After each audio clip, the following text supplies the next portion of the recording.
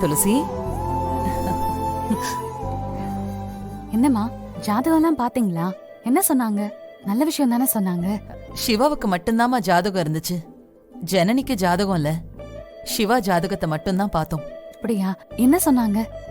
நல்ல விஷயம் தானே சொன்னாங்க. ஐயா வேற ரொம்ப சந்தோஷமா இருந்தாரு.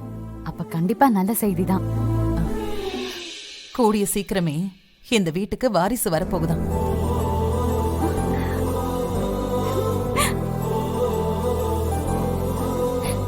சாப்பிடுங்க. ஐ, சாப்பிடுங்க.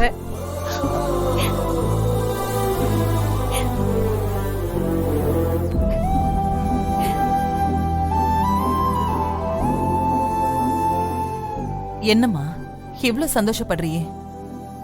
உனக்கு எதுவும் கவலை இல்லையா? எதுக்குமா கவலை? உண்மையை சொல்லு. உனக்கு கவலை இருக்கா இல்லையா? ஏன் கவலை?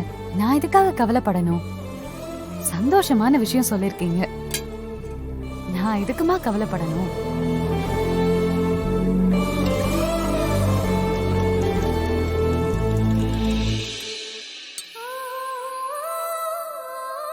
இந்தாங்க.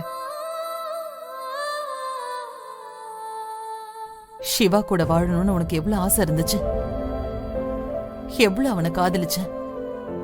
சிவாவுக்காக நீ என்னெல்லாம் பண்ண. இப்ப எல்லாமே மாறி போச்சு. உன் மனசுல கைய வச்சு சொல்லு. உனக்கு கவலையே இல்லையா?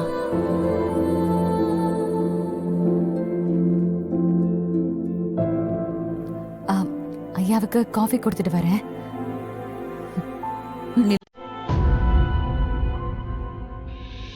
சொல்லிட்டு போ. உனக்கு கவலை இல்லையா? நான் பொய் சொல்ல மாட்டேமா. எனக்கு பொய் சொல்லவே பிடிக்காது.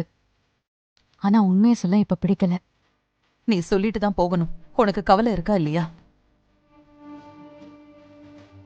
கவலை இருந்தது. கவலை இல்லைன்னு நான் சொன்னா அது பொய் ஆயிடுமா?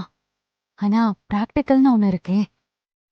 சிவாவும் ஜனனியும் வாழணும் தான் விதி. அந்த விதிப்படிதானே நடக்குது. எல்லாத்துக்கும் மேல நமக்கு பிடிச்சவங்க நல்லா இருந்தாங்கன்னா அந்த சந்தோஷமே நமக்கு போதும். சிவாவுக்கு குழந்தை பிறந்து இந்த குடும்பம் சந்தோஷமா இருந்தா அதுவே எனக்கு பெரிய சந்தோஷமா.